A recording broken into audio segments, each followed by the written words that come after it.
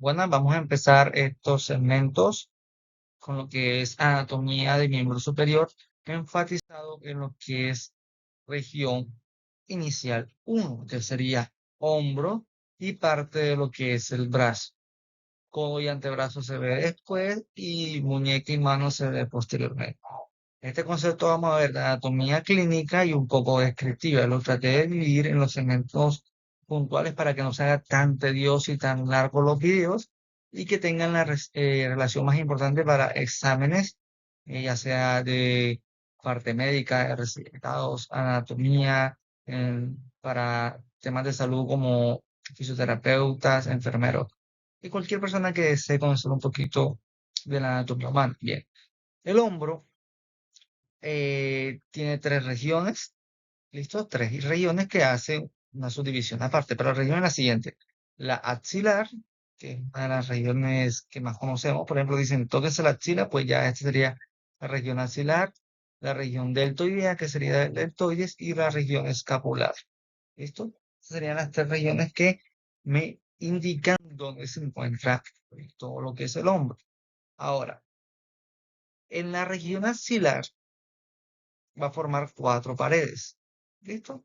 Estas cuatro paredes tienen la nomenclatura de pared anterior, porque está adelante, pared posterior, pared medial y pared lateral. ¿Listo? Esa es la división. Cuatro paredes. Cada pared ubicando ciertos segmentos de manera estratégica y los vamos a nomenclar por pared. ¿Qué se encuentra en cada pared y por qué está ahí? ¿Ok? Ahora, la forma de la axila es una pirámide. Una pirámide. Tenemos que la base es otra región y la parte de la punta o el lápiz es otra región. Entonces, como tal, sería nomenclar seis estructuras. ¿Ok? Pero hasta ahora lo que más me interesa en el momento es explicar las paredes. Luego vamos a ir viendo lo que comprende la base y lo que comprende la punta. Y anatómicamente se describe como una pirámide cuadrangular, porque es una pirámide de cuatro lados. Bien. Este es como para poder discriminarlo un poquito tridimensional y vamos a nombrar aquí rapidito. Esta es la pared medial, ya tenemos la pared lateral, esta sería la pared posterior, la pared anterior, la base y la punta o ápex. Aquí, importante, los límites del vértice de la axila, la punta de la axila. ¿Qué límites encontramos acá? Número uno, la clavícula. Es un límite. Ya de aquí debajo de la clavícula ya podemos encontrar todo lo que es la pirámide axilar. Entonces la clavícula es uno de sus límites. El primer arco costal. ¿Cuál es el primer arco costal? Esta, la primera costilla, me forma el primer arco costal. Ya tengo el segundo límite. Y el tercer límite es el borde superior de la escápula. Entonces, esos tres límites me forman todo lo que es el ápex.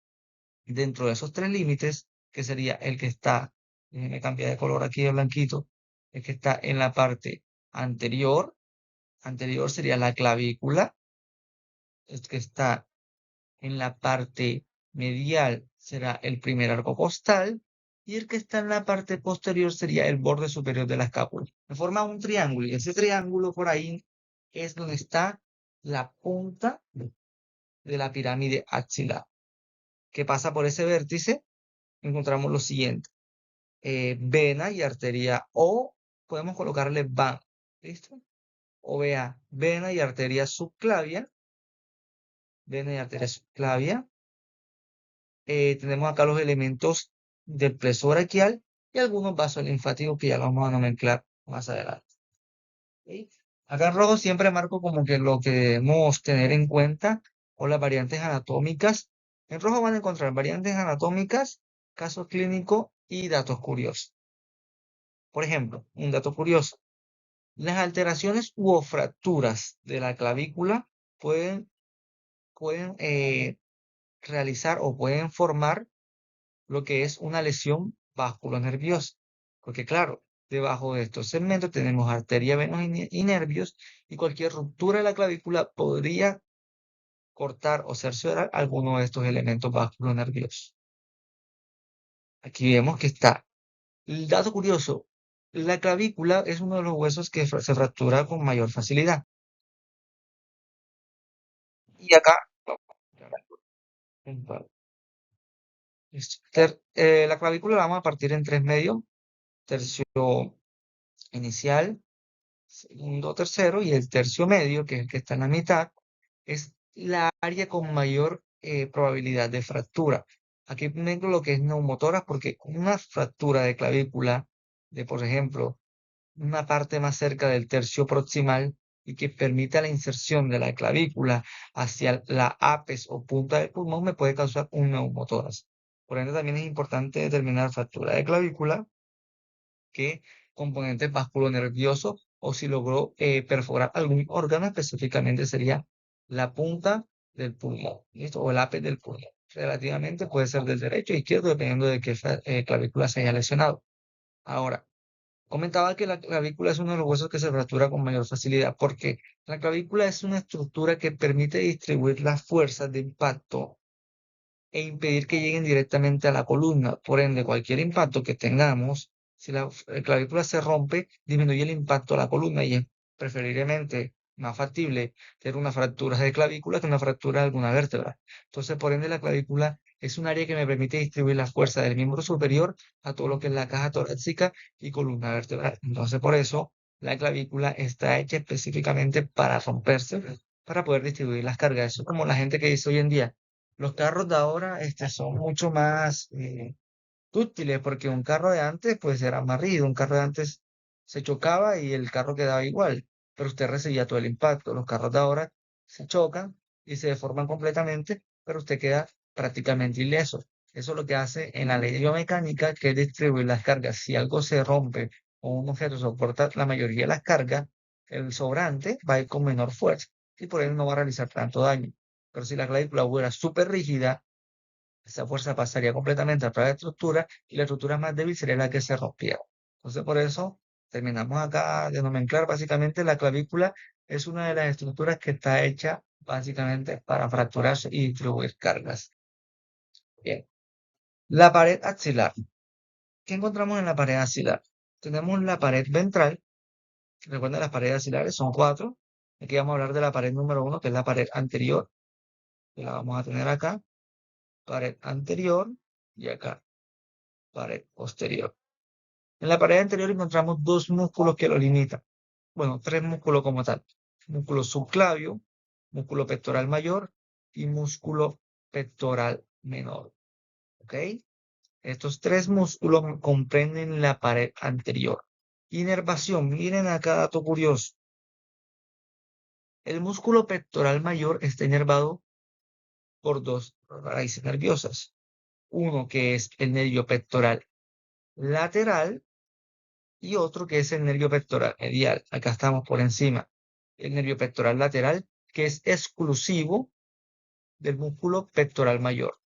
Y el nervio pectoral medial, que es básicamente para el pectoral menor y el pectoral mayor. ¿Ok? Entonces, ¿qué nos llevamos de esta imagen? Que tenemos el pectoral mayor, es un músculo que tiene doble inervación, uno por lo que es el nervio pectoral medial y otro porque es el nervio pectoral lateral, y el músculo pectoral menor solamente tiene inervación del nervio pectoral medial. ¿Listo? Esto es lo que nos llevamos de esta imagen. Tenemos acá el músculo subclavio, que está inervado por el nervio del mismo nombre, nervio subclavio. Esto encontramos acá. También que me permite discriminar de esta imagen de la pared anterior la fascia pectoral, y la fascia, tiene un nombre, miren, tenemos la clavícula pectoral menor y parte del tendón suspensor de la axila, o el ligamento axilar. Este es el ligamento axilar, es un tendón suspensor de la axila. Por ende, cuando ustedes alzan el brazo, que se forma esta concavidad, es porque el tendón suspensor de la axila, que se inserta o está arraigado en el pectoral menor, permite la tensión para que se forme esa escotadura axilar. ¿Listo? Entonces, este ligamento, esta fascia, perdón, esta fascia que encontramos acá, la fascia clavipectoral, porque comprende la clavícula y parte del pectoral menor. Entonces tenemos una fascia clavipectoral anterior y fascia clavipectoral posterior. ¿Listo? Esto es lo que podemos encontrar en esta imagen básicamente muscular. Luego vamos a hablar de arteria y vena más adelante, pero aquí quiero que comprenda es fascia y músculo y quienes se encargan de la pared anterior. Ejemplo, ¿para qué me sirve comprender esto? Un daño en la pared anterior de la axila. ¿Qué músculos puede haber comprometido? Ya sé que es el pectoral mayor, pectoral menor y posiblemente el músculo subclavio. Que hay nervio, ya hablamos que puede ser el nervio pectoral medial o nervio pectoral lateral o el nervio del músculo subclavio. ¿Qué relaciones tiene que yo me haga una lesión en el ligamento suspensorio de la axila, que yo al levantar la axila, pues no se me forme la concavidad y quede una convexidad en vez de una concavidad? En pared posterior tenemos los siguientes músculos. Músculo subescapular. Este sería la escápula y este sería el músculo subescapular, que lo vamos a anclar con número. Número 1, músculo subescapular. Número 2, músculo redondo mayor. Y número 3, músculo dorsal ancho. Acá tenemos parte del redondo mayor y el músculo dorsal ancho. ¿Listo? Estos son los tres músculos que me indican la pared posterior. Y muchos dirán, ajá, pero el redondo menor, el infraespinoso, el supraespinoso, podrían formar, pero la pared estamos hablando de esta porción de acá. Y todo lo que más se llega a notar. Pero sí, válidos, en una pregunta de examen trampa le pueden decir, ¿cuáles son los músculos que forman la pared posterior? Y ustedes ven que dice redondo mayor y redondo menor a la vez en una de las preguntas, ustedes la pueden marcar porque es válido, están antes en la parte posterior. Pero los tres músculos propiamente de la pared posterior de la axila son subescapular, redondo mayor y el músculo dorsal ancho. ¿Ok? Para que les quede acá claro. Inervación. Vamos a hablar de inervación. Inervación del músculo subescapular. Está inervado por el nervio subescapular. Inervación del músculo redondo mayor. Rama del nervio subescapular inferior. Y tenemos acá todo lo que sería el músculo dorsal ancho, inervado por el nervio subescapular medio, o también conocido como nervio tóraco-dorsal. Nervio tóraco-dorsal o subescapular medio. Recuerden que en el plexo braquial encontramos nervio subescapular superior, subescapular inferior y subescapular medio, y el medio tiene nomenclado lo que es el tóraco-dorsal. Y mira aquí una memotecnia. Todos los nervios subescapulares son los que están inervando la pared posterior de la axila. Mucho más fácil de recordar. El superior, pues, del que está arriba. El inferior, pues, el redondo mayor, no podemos mezclar así. Y el medio sería el dorsal ancho. ¿Listo? Esta sería la nomenclatura de la porción posterior de la axila. Bien, tenemos la tercera pared, que es la pared medial. ¿Ok? La pared medial es esta que está aquí entre medio. Y que comprende lo más fácil, en un solo músculo, serrato anterior. Ahora, vamos a hablar más adelante de lesión del nervio serrato anterior o nervio torácico largo o de Harles-Bell. Esas son las nomenclaturas. Igual, vamos a omitir nombres para que quede solo claro que es el nervio del serrato anterior y es el músculo serrato anterior.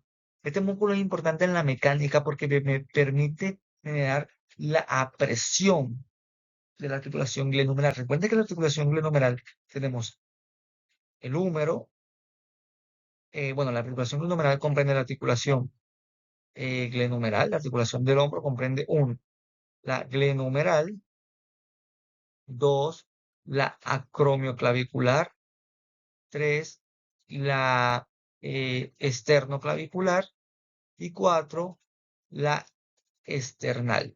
¿Listo? O la escapulotorácica. Y la escapulotorácica, que sería una articulación falsa, porque directamente no es la unión de ambos huesos, sino que está unida por un músculo.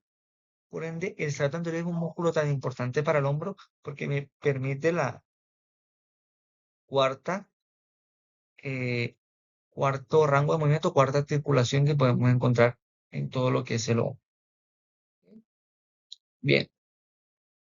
La cuarta y última pared encontramos la pared lateral, que sería la que está acá. Recuerden que medial estaría acá, que está dada por el serrato anterior, inervado por el nervio torácico largo, nervio torácico mayor o de Charles-Bell, y la pared, perdón, pared medial esta y pared lateral acá. Pared lateral encontramos todo lo que es el músculo coracobraquial, este que está aquí, inervado por el nervio músculo cutáneo, y aquí hablo algo importante del músculo coracobraquial. Entre el medio del músculo coracobraquial pasa todo lo que es el nervio músculo cutáneo. Por ende, un acortamiento o una compresión del músculo coracobraquial me puede generar fallos o debilidad en el músculo bíceps braquial y braquial anterior, que son nervios inervados también por el músculo coracobraquial. Entonces, por eso el músculo coracobraquial es un punto importante para compresión nerviosa. ¿Listo? ¿Qué encontramos también en la cabeza del húmero?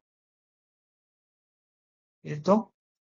Encontramos la cabeza del húmero y la articulación escapulohumeral o glenohumeral. Ya, eso es lo que encontramos en la pared lateral. Sencilla la pared lateral. Recuerden que las paredes que más tienen músculo sería la pared posterior, que serían tres. Bueno, pared anterior y pared posterior comprenden directamente tres músculos. Recuerden, la pared anterior es pectoral mayor, pectoral menor y músculo subclavio, y pared posterior sería músculo subescapular, redondo mayor y dorsal ancho. Ahora, vamos a hablar otra vez de las fases. Es como un recorderis, ¿ok? Recordamos pared anterior, pared posterior. El músculo pectoral mayor, ya hablamos que tiene la fascia superficial y una fascia profunda. Esta es la superficial, esta es la profunda del pectoral mayor, que lo recubre una externa y una interna. ¿Listo? Y fascia del hueco de la axila, que sería esta que está acá. Entonces, estas tres que están acá son las fascias del músculo pectoral mayor, para tenerlo como recorderis. Otro dato importante, el síndrome de Poland. Es un síndrome donde la persona, por un defecto genético, nace sin pectoral mayor. Ya voy a mostrar una imagen para que vean ese síndrome. Entonces, el síndrome de Poland, la pared anterior estaría disminuida solamente por pequeños grupos musculares, que podría ser solamente el músculo subclavio o también capacidades que no tenga el pectoral menor. Entonces, esa es una patología donde la pared anterior puede estar comprometida, u otra, que no es una patología, pero es un tratamiento, es la mastectomía radical de mama, donde se cerciora parte de todos los músculos que encontramos acá. Entonces, son dos eh, causas o una patología y un tratamiento que me indican fallo o disminución de músculos en la pared anterior. El pectoral menor y el músculo subclavio tenemos la fase clavipectoral o nombre completo, clavicoracoaxilar. ¿Listo? Clavícula, músculo pectoral menor y la axila. ¿Listo? Porque sería la comunicación de los tres. Ahora, ¿qué significa N3? Son niveles ganglionares. Y ahorita vamos a ver los niveles ganglionares, pero para que tengan en cuenta que aquí se encuentra nivel ganglionar número 3. Y estaría N2 y acá encontraríamos N1. Y tenemos acá el espacio intercostal. El espacio intercostal. ¿Qué pasa en el espacio intercostal? En el espacio intercostal encontramos lo que es van pectoral y ganglios intercostales de Roller, N2. ¿Ok? Entonces marcamos acá nuevamente N3, N2 y N1. Este sería N3, este sería N2 y este sería N1. Un problema aquí con el lápiz que me marca donde no es. Aquí tenemos los niveles ganglionares. Vamos a marcar rapidito. N3, N2 y N1. Y el BAM, o el espacio intercostal, que sería este que está acá, me pasa todo lo que es el BAM pectoral. ¿Ok? Es breve esta imagen. Ahora, el síndrome de Poland. Aquí encontramos una persona con el pectoral mayor intacto, pero de otro lado encontramos que hay falta del pectoral mayor y solamente encontramos pectoral menor. Y se vería más o menos así. Así es una persona con el síndrome de Poland. Deficiencia o básicamente no existe el pectoral mayor. Surco deltopectoral es este que se encontramos acá. Este surco se llama surco deltopectoral. ¿Qué encontramos en el surco deltopectoral? Lo que es la arteria deltoidea y la vena cefálica. Y miren que la vena cefálica y la vena basílica, vamos a hablar bastante de ellas cuando estemos mencionando antebrazo. ¿Ok? Entonces, para que lo tengan aquí en cuenta como recorderis. Espacio rectopectorial o surco rectopectorial. Y tenemos lo que es la vena cefálica. Y aquí estaría la vena basílica. Ahora, pregunta de examen para áreas más que todo médica. enfermería y fisioterapia para tomar alguna toma de muestra, que son los lugares de la flebotomía. Uno de los mejores lugares para colocar, ya sea un catéter, nutrición parental, medir presión venosa central, soluciones de alta molaridad para aplicarlas, son directamente la vena cefálica, porque es que la vena cefálica drena directamente en la vena, eh, vena axilar, perdón, vena subclavia, y de ahí directamente a la vena cava superior, lo que llega al, a la aurícula derecha, y directamente ya es mucho más fácil permitir lo que es colocar catéter, nutrición y medir la presión venosa. Una de las mejores áreas para una flebotomía es básicamente la vena cefálica. Se busca el surco pectoral y ahí básicamente se realiza la operación. ¿Listo? Aquí tenemos el procedimiento, que es una flebotomía. ¿Para qué sirve? Pueden leerlo acá si gusta, pero vamos a adelantar el concepto anatómico, que es lo que vinimos acá. Contenido de la axila. Bien, vamos a hablar del contenido ya propiamente de la axila, porque ya hablamos de las paredes. Ahora hay de saber qué hay dentro de esa axila. ¿Qué hay dentro de eso? Tenemos la vena axilar, la arteria axilar, el plexo braquial, específicamente cordones o fascículos. ¿Listo? Y cuando escuchamos de tronco, básicamente es la terminología antigua. Tronco medial, anterior, posterior, tenemos terminología antigua. Encontramos ahora plexo braquial, los cordones u fascículos. Y los 5 grupos ganglionares y tejido graso adyacente acá. ¿Ok? Vamos a hablar de la arteria axilar. Bien. Tenemos dos reparos anatómicos para la arteria axilar, que es la parte clavicular o arteria subclavia. ¿Listo? Y se parte en 3 porciones. ¿Qué me permite poder distribuir en 3 porciones la arteria axilar, el músculo pectoral mayor? Pectoral menor, perdón. El pectoral menor me divide acá lo que es 3 zonas. Zona superior, zona media y zona inferior. ¿Listo? O las 3 divisiones de la arteria axilar. ¿Ok? Los dos reparos anatómicos para saber de dónde pasa o de dónde se origina la arteria axilar es la clavícula. Debajo de la clavícula va a empezar y el borde inferior del redondo mayor. Borde inferior del redondo mayor. ¿Qué me indica esto? Donde empieza, y acá tenemos el borde inferior del redondo mayor, que es donde termina. Entonces, la arteria axilar inicia debajo de la clavícula y termina en el borde inferior del redondo mayor. ¿Ok? Todo lo que se encuentre en estos dos puntos es arteria axilar. Y luego lo dividimos en las porciones. ¿Listo? ¿Cuáles son las porciones? Las 3 que me determina el pectoral menor. ¿Cómo las describimos anatómicamente? Porque puede aparecer en un parcial así. Identifica qué porción está superior de la clavícula. Esta es la primera porción. ¿Listo? La porción superior se encuentra en el borde inferior de la clavícula. La porción media entre ambos bordes del pectoral menor y la porción inferior debajo del pectoral menor hasta el músculo redondo mayor. Ya, es lo que tenemos que saber de esta imagen. Ahora, hay que nomenclar qué ramas.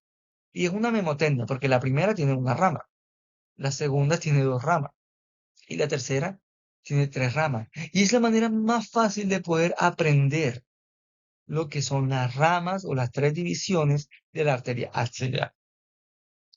Porción 1, que es esta que encontramos acá. ¿Cuál es la primera rama? Esta chiquitica que encontramos acá, una rama, que es la arteria torácica superior. ¿Listo? Arteria torácica superior, rama inicial de la arteria axilar. Segunda porción de la arteria axilar tiene 2 ramas. ¿Cuáles son esas 2 ramas? Mírenlas acá. Aquí está. Mírenlas acá. A ver, ahora sí. Tenemos el tronco, porque miren que es un tronco que se hace otra subdivisión. Tronco toracoracomial, que da la arteria rama pectoral. Tiene una rama axilar, rama subclavia y rama acromial. ¿Listo? Tiene 4 subdivisiones, pero como tal se llama tronco toracoracomial. Y la segunda rama de la segunda porción es la que encontramos acá abajito, que es básicamente la arteria mamaria externa o arteria torácica lateral. ¿Listo? Arteria torácica lateral. Porción 2, dos divisiones. Porción 3 tiene todo lo que es ambas arterias circunflejas humerales. Arteria circunfleja humeral anterior y arteria circunfleja humeral posterior. Y lo que es la arteria subescapular, que da la rama de la arteria circunfleja escapular. Esas son las divisiones de la arteria axilar. Porción 1, una división. Porción 2, dos divisiones. Y porción 3, tres divisiones. Y aquí, si le quieren tomar foto, marqué cada una de las divisiones. Bien, ahora vamos a hablar del tronco toracoacromial, que como ya lo nomenclé, pues estas son las subdivisiones, así que vamos a omitirlo. Y de la última porción también vamos a omitirlo porque ya lo vamos a trapear. La vena axilar, acá, déjenme marco, sí. Bien, recuerden lo siguiente, la unión de la vena axilar es básicamente por la vena basílica y la vena cefálica. Y todas las tributantes. ¿Cuáles son las tributantes? Vena circunfleja, venas subclavias, vena torácica lateral, vena pectoral, vena cefálica. O sea, siempre que uno me emplea una arteria va a haber una vena tributaria alrededor. Y todas van a drenar en lo que es la vena axilar, y de ahí va a la vena subclavia y de ahí a la vena cava superior. ¿Listo? Porque recuerden que las venas van en sentido aferente. ¿Okay? Y las arterias van en sentido eferente o eferente. Plexo braquial. Listo, aquí vamos a hablar de la composición del plexo braquial. ¿Ok?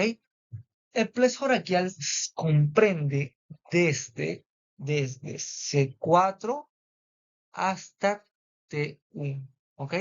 Plexo braquial comprende desde C4 hasta T1. Y hay una subdivisión de troncos. Ojo, la parte axilar es de aquí para acá. ¿Ok? Porque dicen, debajo de en la axila está todo el plexo braquial, no todo el plexo braquial. Ojo, los troncos inician acá, inician por encima del primer arco costal y por encima de la clavícula. Y vamos a hablar de cada una de las patologías que hay por daño del tronco superior, tronco inferior y de todo el daño de los troncos del plexo braquial. Entonces tenemos el tronco superior, inicialmente está comprendido por, acá